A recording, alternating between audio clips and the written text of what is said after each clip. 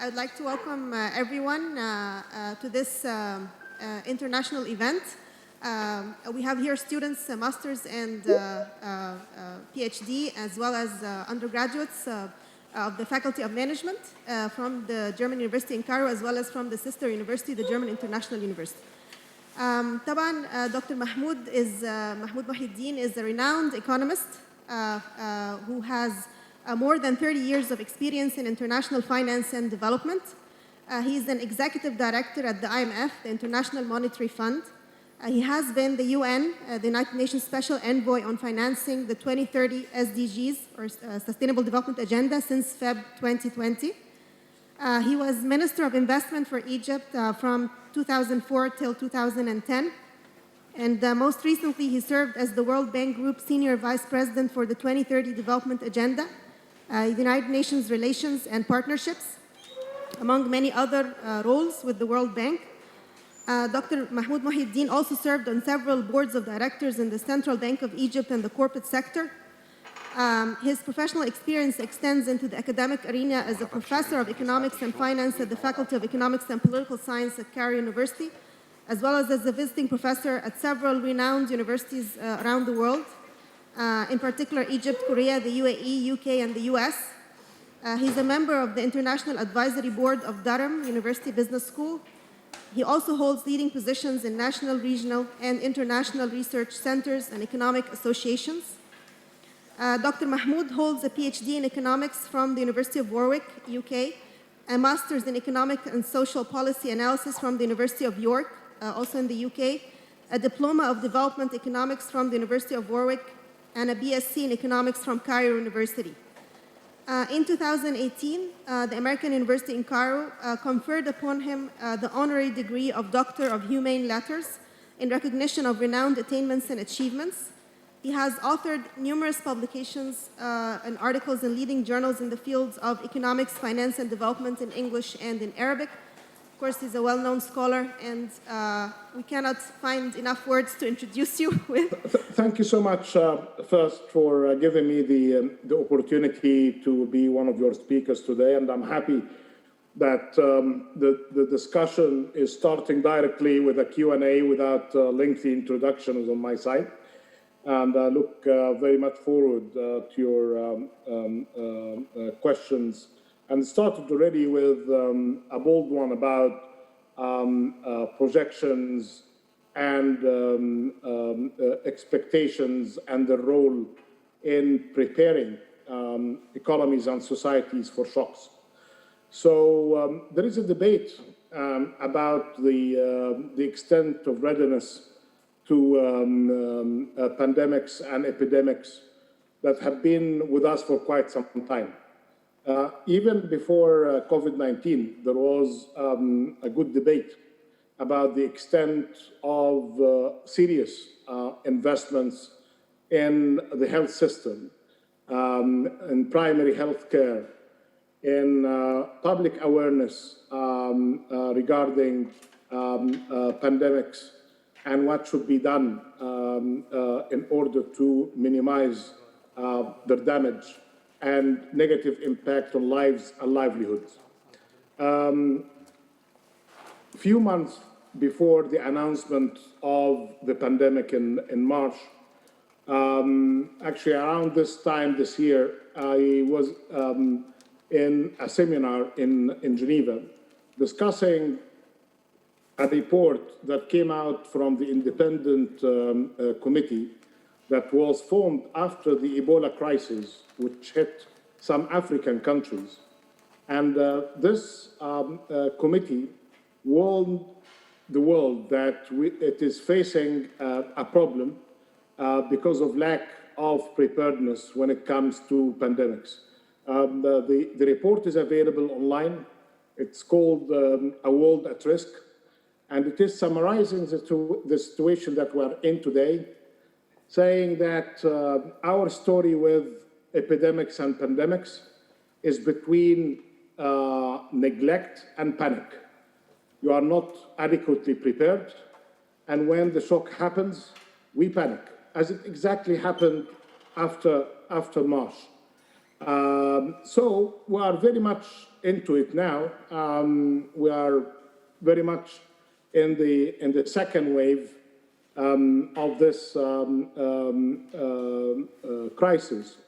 And what could be the best lesson? Of course, the importance of science and being evidence-based, and provide some good platform for those who know what they are talking about. In a world that is very much overwhelmed with flows of information and disinformation, you need really to have a better reference to experts and expertise. This is the first lesson. The second lesson is the importance of taking investments in health as part of human development seriously, or the investment in human capital. Health, education, and investment in the skills of the people are becoming more of a priority than ever before. So this would bring us definitely to the discussion of the Sustainable Development Goals, which what we're talking about now is one of the goals, which is SDG 3, which is the goal that is identifying what a country and a society should be doing in order to deal with health requirement. One of the direct lessons from this, and I'm very pleased that Egypt has taken the issues related to universal health coverage seriously now, is to expedite the process of availing a universal health system in the country. I know that there is a plan, but this plan needs to be expedited now. Thank you very much. If we were to extend the discussion further and looking based on your experience with sustainable development and with economic projections in general, what would you say are the mega trends that the global economy post-COVID-19 is kind of facing?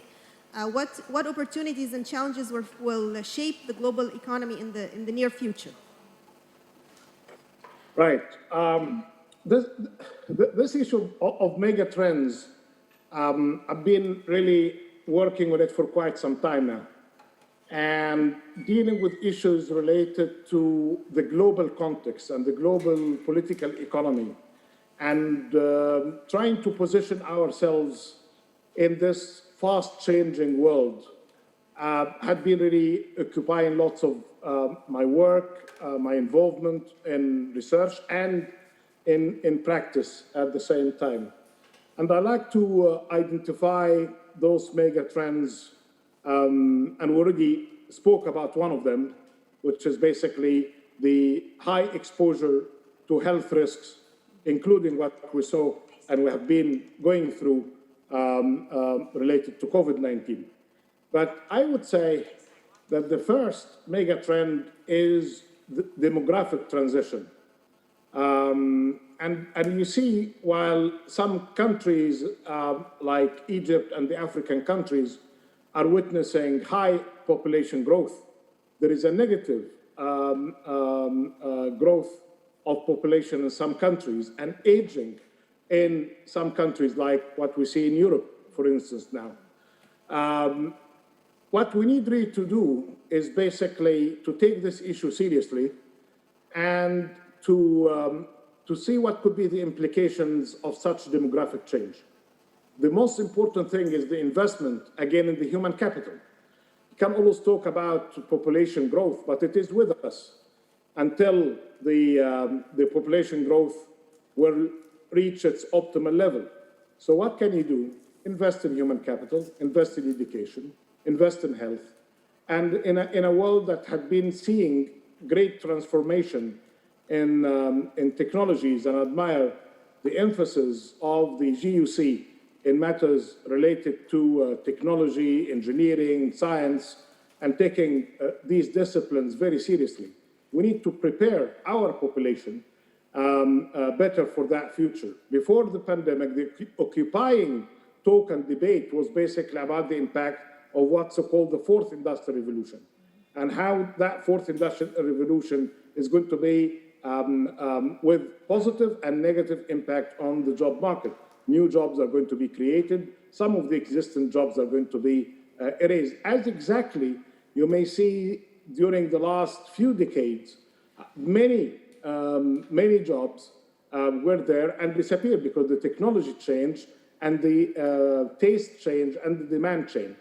So the demographic change and the dividend of the demographic change need to be taken more seriously than what we are doing today. The second one is fast urbanization.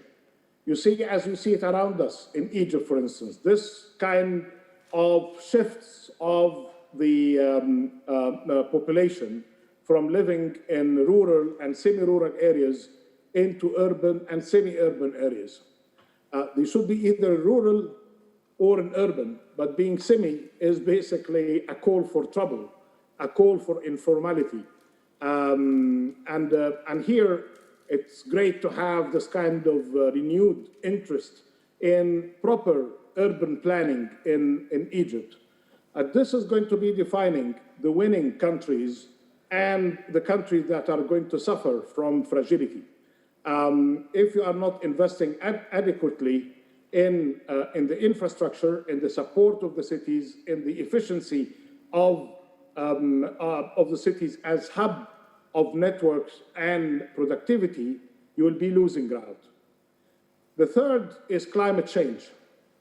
And this is a very serious matter with great challenges, but with bigger opportunities for those who are managing the investment in climate change, in investment in adaptation, and investment as well in mitigation, from renewable energy to how to adapt your agriculture to accommodate the different changes in weather and severe weather. A fourth area of work should be about what I just mentioned on technological changes. In the digital transformation. We are very much in the digital era. There was some sort of a stone age or a bronze age. Now we are in the digital age. If you are not in it, you are out from it. And if you do not really have the access, as the access that is enabling now us to communicate and your students to have opportunities to browse and explore what's there and the opportunities we're losing. If we're not investing in what's called DNA, the data systems, the networks, and artificial intelligence. And I know that there is a very good interest by almost all universities based in Egypt on artificial intelligence and advanced sciences related to digital transformation. I would add fragility and violence, which is becoming really the norm in many countries, especially in our neighborhood. This is another global mega trend, so that would add to the list to reach a fifth mega trend now. Then we have market volatility. There is a debate about market volatility, whether it's a mega trend or it is the nature of markets. But I think severe and fast changes in markets are becoming now the norm. And the final issue on mega trends, and I need you to be mindful to these changes, especially in preparing the students for the new world. You are a German university in Cairo, but I'm aware that Germany itself is looking east for opportunities and to minimize challenges. So what we are seeing that during the last 2 decades, and more importantly, perhaps after the global financial crisis, the center of global economic gravity has been shifting towards the east. Higher growth, not just China and its neighborhood, Korea, Singapore, the Philippines, of course, India, Vietnam. If you are to check where exactly, and this could be a good exercise for your research students, There is a model developed by Professor Danny Kwa, who used to be at London School of Economics. Now he's the Dean of the School of Public Government in Singapore. And actually his very move is an indication, leaving London to Singapore. But he developed a model to estimate the way the center of economic gravity. In the 1950s, that center was somewhere in the middle of the Atlantic. If you imagine the world, so that center was more toward the west. And it had been shifting since the 80s and faster now toward the east. This will have implications. It will have geopolitical implications. And part of the challenges that we are seeing today between the east and the west, and the unease about the fast rise of the countries of the east, is basically about many of the kind of tension that we're seeing today in trade, in investment, and the talk about possibilities in decoupling when it comes to the technological norms and standards around the world, when you see a technological hub in the Western Hemisphere and another one in the Eastern Hemisphere. If we were to think about or drop back to sustainable development and the SDGs, you noted that SDG 3, global health and well-being, is really important. Of course, it's pronounced role in these pandemics that we are seeing nowadays. But some scholars have noted that the pandemic was a result of the neglect of SDG 3. So my question is, do you think in the future there will be a reprioritization process for the Sustainable Development Goals? Well, this is a very difficult question. It depends where are you asking it. If you are asking this question in China, Korea, and Japan, yes, we are taking it very seriously.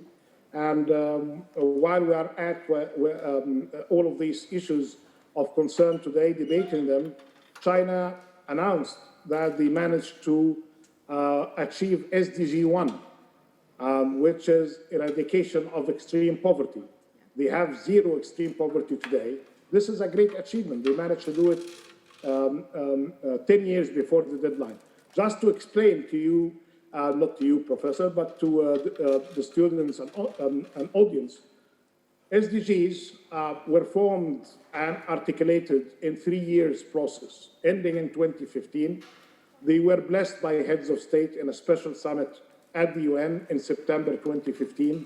There are 17 goals, 169 targets measured by 230 indicators. What we're talking about now is SDG 3 on health is one of them. SDG 4 is about education. SDG 5 is about gender participation and equality. So, and the list goes on. What I like to summarize SDGs by is basically they are like a pyramid based on partnerships, and governance and rules of law is the base, the solid base it should be. Then it has economic development layer, it has human development layer, it has climate and environmental layer, and then we have the twin goals of ending extreme poverty and achieving equality. As you can see, very noble goals, but they require investments in human capital, investment in infrastructure, and investment in resilience. So these countries of the East, China, Japan, Korea, Singapore, Malaysia, all of these countries are really putting these SDGs as part of their country transformation towards the 2030 agenda. It's called 2030 because they agreed that the finish line is going to be in 15 years back in 2005, so that's 2030. Some of the countries in Europe, including the Nordic countries and Germany, some of the advanced economies of the North are taking SDGs very seriously, especially the ones related to sustainability based on climate change agenda. Some countries in the South, I would say countries like Kenya, Rwanda, for instance, are doing some good work in this area as well. The situation in the Arab countries and the Middle East is very much mixed. Yes, each country has a vision, they call it Vision 2030, but not all countries are really as serious and as resourceful when it comes to achieving these SDGs. What I would say that getting into a competition globally towards achieving the SDGs will be a key for success for countries in this century. SDG 3 is just an example. You neglect it, you pay the price. Education, SDG 4, you neglect it, you'll pay the price. Inequality, it's an issue of public choice. So public choice can get you into a direction that could really with high reward or with high negative return. Thank you so much. If we go into the environmental benefits that ensued of the pandemic, some scholars, as I'm sure you're aware, have noted that COVID-19 was not so bad after all in terms of the environmental benefits achieved. Do you think that there is room for green swans, or as they call them, or this green recovery, building back in a more green way? Well, somebody was giving the example similar to what you said now about celebrating no accidents on the road because there is no traffic. What you like is basically to have good flow, people are on the road, going to their schools, universities, going to work, living their lives, and at the same time, there are no accidents. This is the same thing about the environment. What we like, when the day comes back again, one way or another, is to go about our lives, travel, pursue our hobbies, habits, go to work, and with being mindful to the environment at the same time. So there are many good ways of protecting the environment and protecting the climate while growth is going to be on its high levels, and while investments is its high levels, and economic activities in its highest levels. And actually, this kind of relative improvement in the environment it could be an exception that should be the norm after that if we are investing properly in the Paris Agreement related measures. The zero carbon targets, the decarbonization, matters related to pollution, issues related to investments in mitigation. What we see now of new technologies that are making solar energy, for instance, and wind based energy are much more affordable than what they used to be. Actually, I see a healthy competition in our region between Egypt, for instance, Morocco, and some of the Gulf countries who has the biggest solar plant of them all. I would say that Egypt now is perhaps in its project in the south, in Bimban, south of Aswan, is the biggest. But I know that the Moroccans are increasing their capacity for that. I know that the Gulf countries are investing more. I know our brothers in Sudan, while they are trying to come back again to invest and produce what they should be producing, they are taking this issue of investment in clean energy seriously. So it's basically about how can we invest to grow, but to grow clean. And now it's a norm, they say something about smart green or green smart deals. When you see about the recovery from Korea to Germany to Europe, it's how to mix the and design the policies for recovery and building. Some people call it building back better. Some people call it building forward better. And it depends really on where you are. If you are in an OECD country, you need to build back better because you are already in a good condition. But if you are in a developing economy, you need to build forward better But in all cases, the issues related to climate and investment in climate and in the environment are in the center of these recovery plans. And the old model of grow today and clean up tomorrow had been really criticized heavily because the cost of this model is really huge if you are measuring the impact on health, the impact on the pollution and the cleaning up, and the impact on the very lives of the people. So that needs to be put into consideration in our industrial policies and our production policies. So would you recommend that the government puts stricter regulations? So far it has been more of a voluntary process, but should it go more into stricter regulations? This is from policy point of view. And then we have consumer nudging also, you know, from consumer point of view. So would you think this is also a useful tool? Well, in this area, I see three engines of change. One of them is what you just mentioned, about the role of government and regulators and revising laws, making them more bold and more demanding. But what I like to see as well is this important impact of the competition among the business sector. Now, in the market, you will see lots of good business leaders going beyond the CSR, the corporate social responsibility, into factoring in sustainability in their work to become part of their value chain. And the other thing is basically the role of universities, think tanks, schools. Not very far from where I live here in Washington, the University of Georgetown Students Club, which is like Students Union, through some good lobbying and good negotiations, they managed to convince the university not to invest any dollar from their trust fund in any activity that could be harmful to climate or the environment. As you know, universities in the US and Europe and other places, they have huge trust funds, and this is part of the sustainability of the financial sustainability of universities.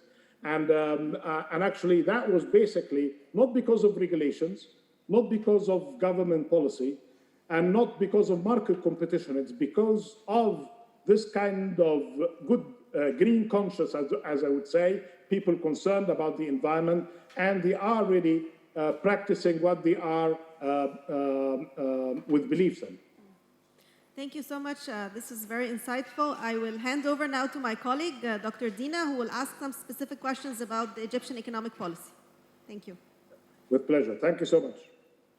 Okay, thank you so much again for your very valuable insights, and thank you for being with us. It's an honor because you are our true role model as an economist here. Yeah, so thank you. I would like to take the discussion a bit, not on the global level, but rather on a domestic one. So Egypt has been successful so far in actually maintaining a positive growth rate. They started by initial emergency response package of 100 billion Egyptian pounds. My question, how do you think the next recovery package should be structured and advanced through the government? Right.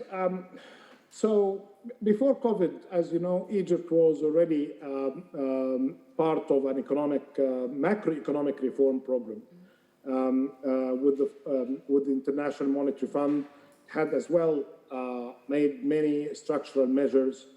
Growth was expected to exceed 6% or to be in the neighborhood of 6% for the last fiscal year, supported mainly by consumption and exports of services, mainly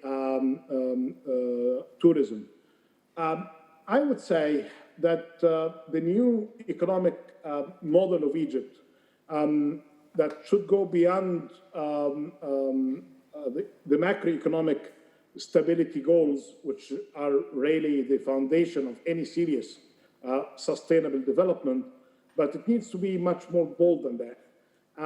Yes, as you mentioned, stimulus package of around 1.2% of GDP, the 100 billion, some other measures undertaken by the government in social protection, including actually the informal sector and some of the activities, some support coming from the Central Bank of Egypt. This is all fine. But anyways, so what I'm saying that what we need in Egypt is to go for higher growth, deeper quality growth, should be based on digital transformation and export orientation and localization. Three things: digital, exports, and localization. The digital transformation, because it will enhance skills, productivity, and outreach within the economy and beyond. Export orientation, definitely, because the domestic demand is not sufficient to increase the standard of living, is not sufficient to employ the growing labor force. So the only way to provide opportunities should be through such investments in the economy to make it more competitive and more export-oriented. Egypt today exports around $30 billion a year on average. This gets it into a level of around 10 to 13% of GDP. If you compare Egypt to the countries of the East, like Vietnam, like Cambodia, you will see that exports are multiples of this. Our per capita exports is around $300 per annum.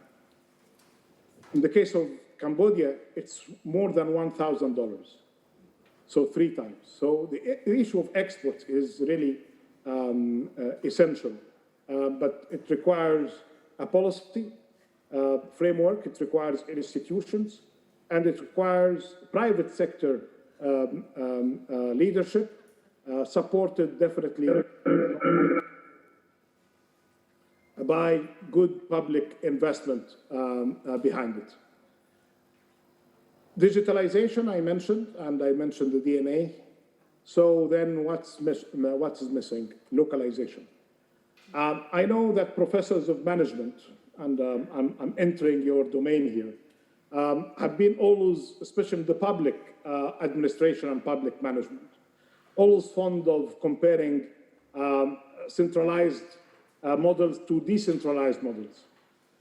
But today's world is much more sophisticated than this. And that's why we are trying to push for a new concept called localization that could benefit from the comparative advantage of the center and the comparative advantages of the peripheries and the regions around the center. So we don't need really to go into that trap of centralization versus decentralization. There is a value of the center, setting standards, setting norms, good monitoring, good evaluation, and good support for coherent policies. But in the case of Egypt, you need to unleash the 27 engines of growth, which are basically the 27 governors. And to make it as a mandate, especially that we have, as you know, new law that is being discussed for local administration and local governments and municipalities. That is in itself the way that can really get us beyond the issues that we are talking about now, surviving COVID-19, dealing with job opportunities, having better quality of life. This is all about what the local community and the municipalities could be doing if you have a mandate at each district, at each governorate to invest in the opportunities that are there based. We have variety. Everybody now talking about diversifying the economic base. This is a luxury, say, for our neighboring countries in the Gulf. They cannot diversify as we can because of natural endowments, because of population limits. But Egypt has it all in terms of the opportunities to grow and expand and complement and support its neighboring countries, not just in the Gulf, but in our neighborhood, in Libya and the Sudan and others. So basically, we have what it takes to make this kind of transformation. What you need is to invest based on localization. And I'm happy that the Ministry of Planning have a plan for localizing the SDGs that we just talked about, which could be a good start.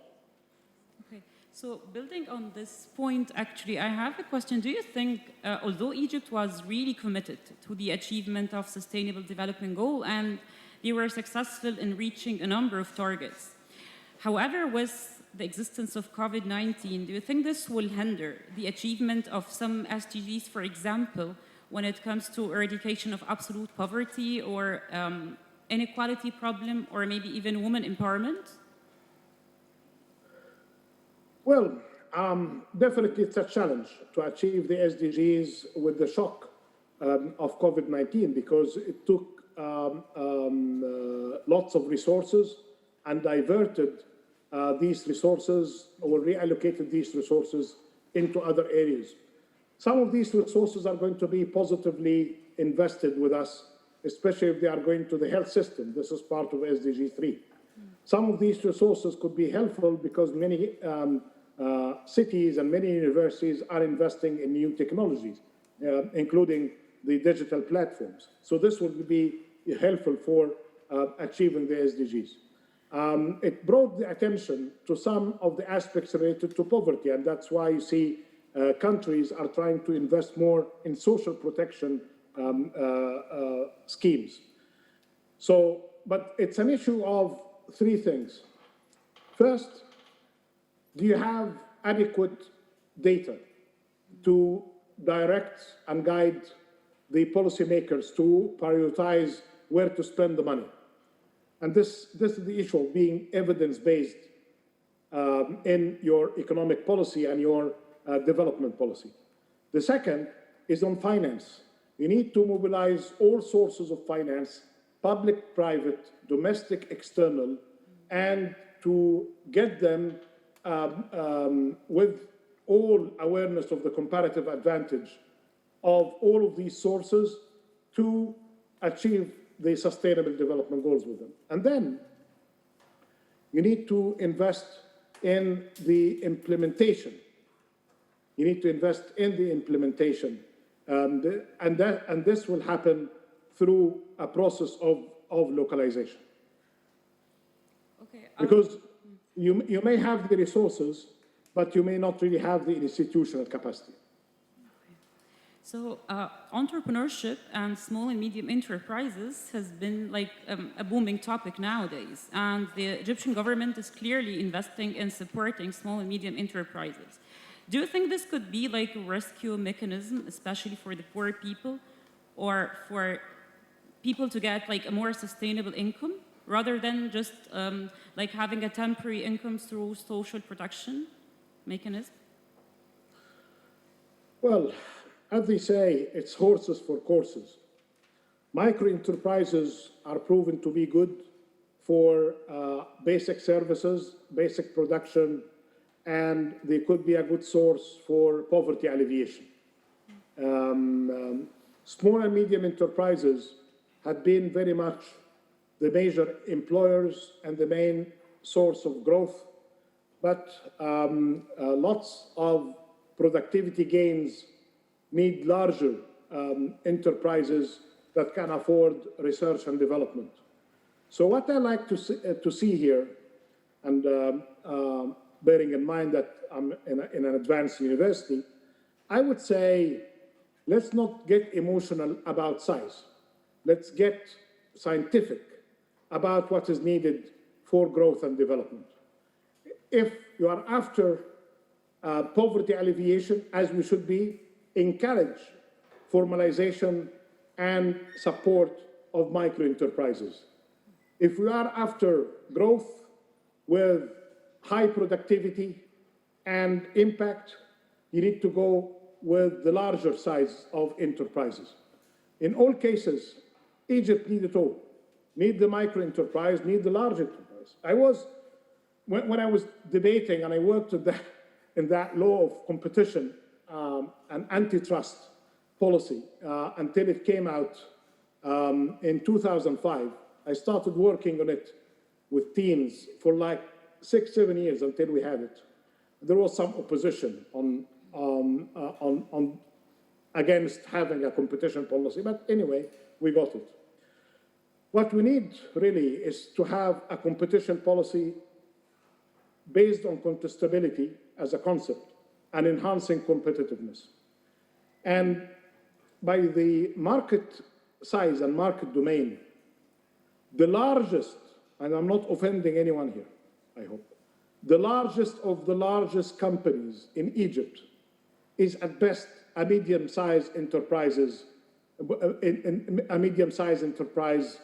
if you compare it to the other enterprises worldwide.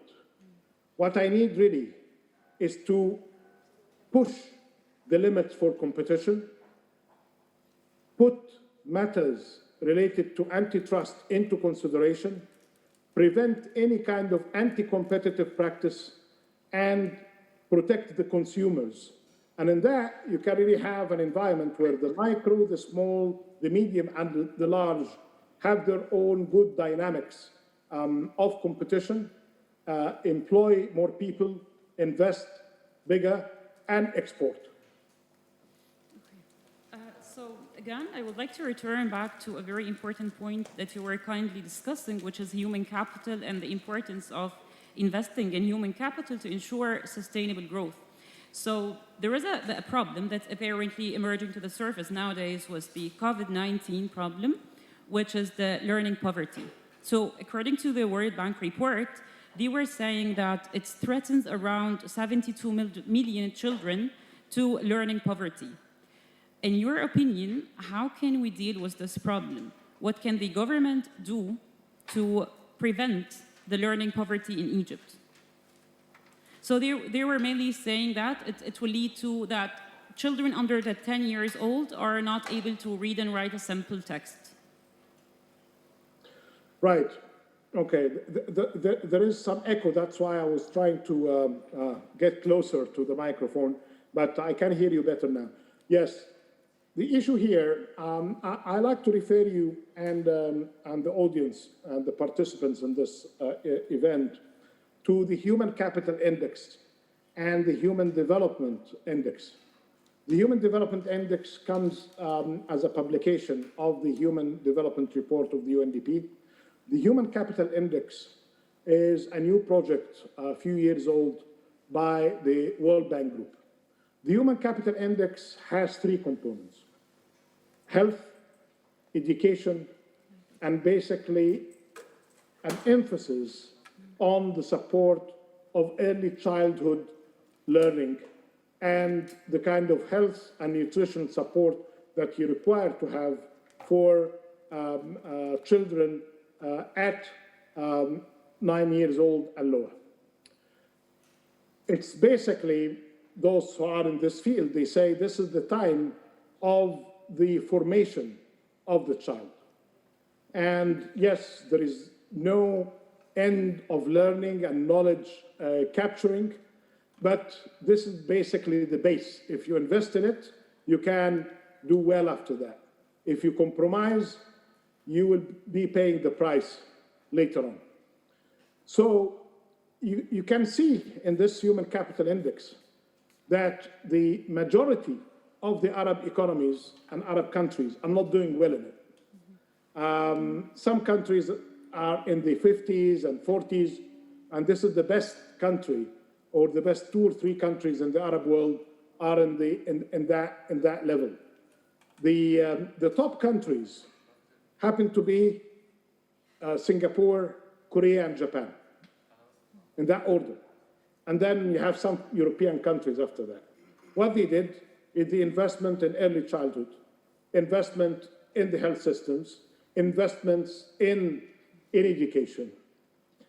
When I was asked a few years ago about, we are seeing many universities in Egypt and whether we need more, I say, well, Egypt is more than double the size of Korea. And Korea has multiples of universities, close to 400 in some count. So you need really more. But in addition to the number, you need to enforce the standards of quality, not just at the higher education level, but you start from early childhood learning.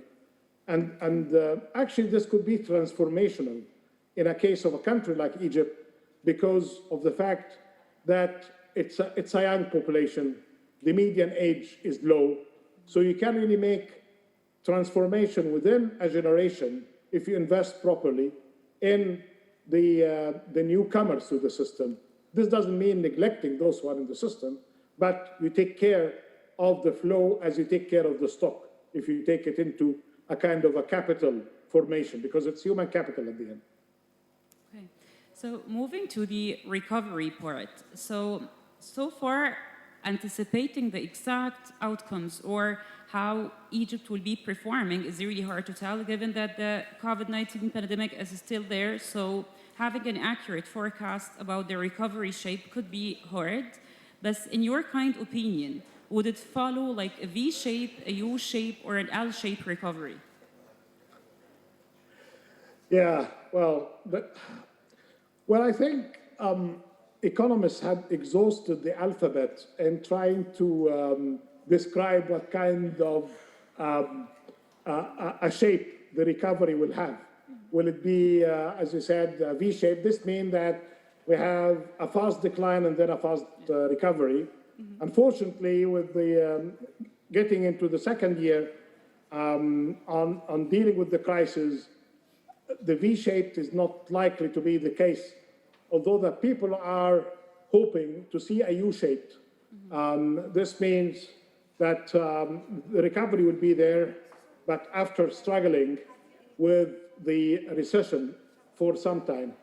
The worry today, especially with the M-shaped curve of COVID, you will have a W-shaped recovery in the economy. You have an increase in the number of cases of the infected people by the virus, then a decline, then an increase, then a decline. The economy is just a mirror of that. So your W is your M. Your W in the economy front is your M in the health front. But my message here is basically about two things. First, it's important, of course, to be concerned about what's happening in the global economic recovery, but it's very much important to focus on what's happening in your national economy and your local economy. The second part, that we should be very much worried about another letter that you didn't mention, which is the K-shape. The K is basically you have this kind of a decline, and then in the recovery point, you have some people who are in the increase and some people who are in the decline. And this is because of the inequality. When you have 500 million people around the world losing their jobs, when you have more of that number in the informal sector, when you have even for those who are with jobs but lost income, and then at the same time, people who are in some particular sectors, including, of course, the technology sector, had enormous, abnormal profits, you will see this kind of inequality in many societies. What to do about it? Those who are making profits, they need to pay more taxes, and these taxes need to be reallocated in order to support those who have been suffering and give opportunities for all to be part of the recovery rather than intensifying the inequality, which had been really in the increase during the last 10 years or more since the global financial crisis. So I'm more worried about the K rather than the other letters, because that has many socioeconomic and political implications associated with it, that letter, if it is left without attention. Okay, so building on this exact point, as you're kindly referring to the socio-economic part, what would be the recommended socio-economic policies to be adopted by the Egyptian government in the current period to counteract the slowdown in the economic performance? Right. I was very pleased to follow the recent news that Egypt managed to have better poverty figures with a decline of the number of the extremely poor and the poor based on the latest figures coming from CAPMAS. I understand now that the number of the extremely poor is less than 5%. So it should be a target, and that shouldn't be difficult, that within 3 years, within 1,000 days, and more a bit, that we need to manage through policies, through social protection, through support at the local level. We need really to do what we can to eradicate extreme poverty before 2025. And I would say 2024 is doable through massive investments related to dealing with extreme poverty. It's not just about social protection and handouts. It needs to be through investments where the poor live. And you will see some improvement, definitely, because of this kind of attention that have been given at the leadership level to deal with the slums, al-ashwaiyat, and the good investments that happened to deal with the problems in these informal dwellings. There are huge investments as well needed in the Egyptian Delta and in Upper Egypt as well. Target by households and target by village and target by district. And today, we can really achieve it through the digital means that you can really target everybody who needs support. That could really be not just to help the poor and to achieve SDG 1, but basically in the way that you are doing this, you are going to be helping the middle class and the lower income groups at the same time.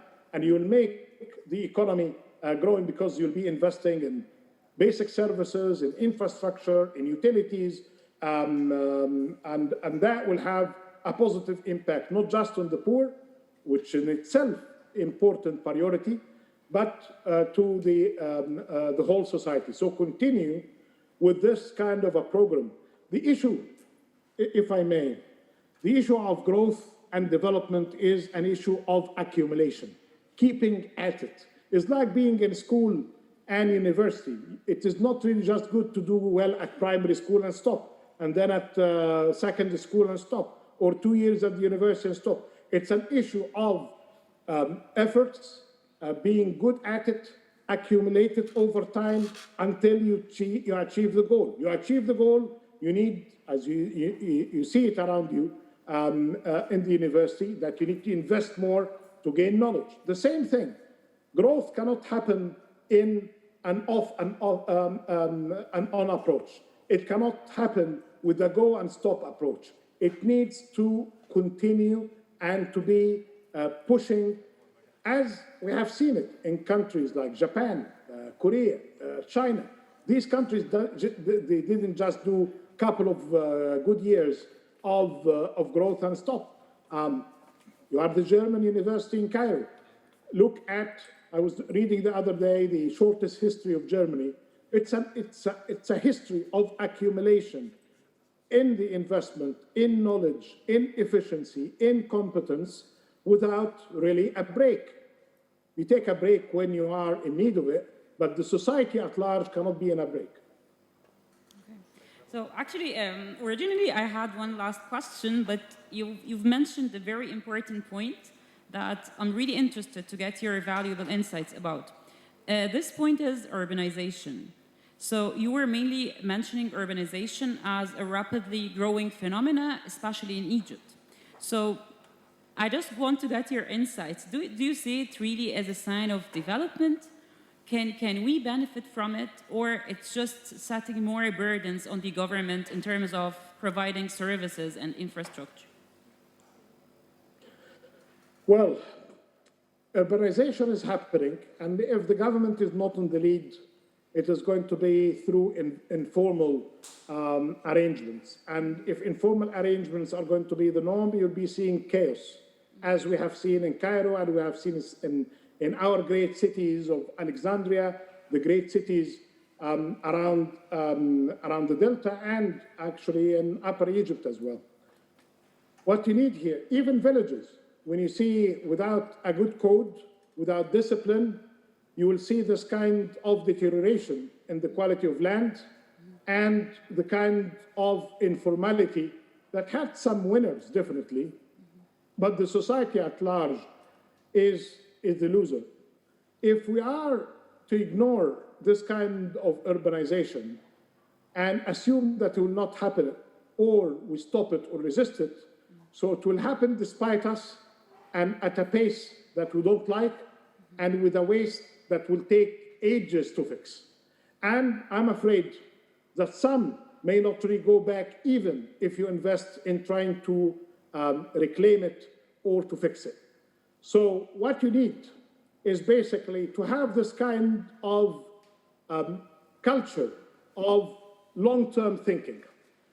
And in visits, again in Asia, I was always impressed, not of the museums of the past, but the museums of the future, where they show you in exhibitions the shape of their country, their cities, their towns, their sectors in 100 years, based on imagination. Nobody knows what's happening tomorrow for the one to know what will be happening in 100 years. But basically, it's about how they want to plan properly.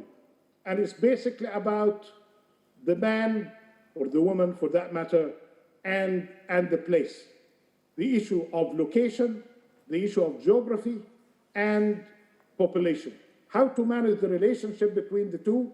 Either you get wonders of development, progress, and growth, as we see it around the world, as it's reflected in our own civilization, the Egyptian civilization, when we had this kind of great optimization between the land and the man, or you have chaos, as you see it in countries suffering from fragility and conflict, or you see the huge, fast progress as we see it in these fast-growing economies. And actually, today you'll see in Ahram Weekly, there was an interview when I was talking about progress, including matters that we discussed about today, on sustainable development, on issues related to growth. It's an issue of public choice. It's an issue of public choice. Okay, my last question is, do you think digitalization, as you're saying, you were referring to digitalization. Do you think digitalization can act as our defense mechanism to protect our economy against any potential or future risks or crises? Well, you need to put digital solution within a good understanding of the political economy and the ecosystem. So digitalization helps you in being more scientific, being more evidence-based, being more acquainted with what's happening around you, and can get you to solve some of the old issues that we try to solve as economists, to maximize within limited resources or to reach a particular goal with minimal resources. Digitalization can really help you in both ways, optimize the outcome and minimize the resources needed for it. But they require at the same time huge investments, not just in the science related to computer science, mathematics, and engineering, but now, given that digital solution becoming a way of life, so here an integrated approach, which actually, by the way, as you know, this one of the advantages of the German systems is basically to have this kind of multidisciplinary integrated approach to deal with complex matters. So with complexity facing us in different aspects of life, what I would say here, investment in the DNA, on data systems, on networks, artificial intelligence, in an integrated fashion, that can really help us in leapfrogging. We can't thank you enough for taking the time to share with us your expertise and advice. I think we would like to close with a more personal question for you, if you want to share with our students. You have been very successful, and your career has been assuming different roles as an academic, as a policymaker, as a minister with the World Bank and the IMF now. So what advice would you give our students in their career progression? What would be some advice that you would like to share with them? I like the other questions. You will find me a bit hesitant to provide an answer, not to hide any secret. What I can say here that perhaps I try to do many things in order to acquire knowledge, and I did two things really that could be in addition to what you would expect from someone who needs to get his or her career seriously by working hard, and not to assume at all that you are smarter than the lot around you. You always assume that those who are around you are smarter, with more skills, more dedication, and perhaps they could be even luckier than you. So the only thing that you need to do is to work harder. This is one thing. The second is to pursue a kind of a portfolio of interest in life. And this is what I have been always doing since I was a kid. I was fortunate to come and live in Cairo while my family is from rural Egypt, as known, from Kafr Shukr. So I had this mix between a village life and a town life and a city life.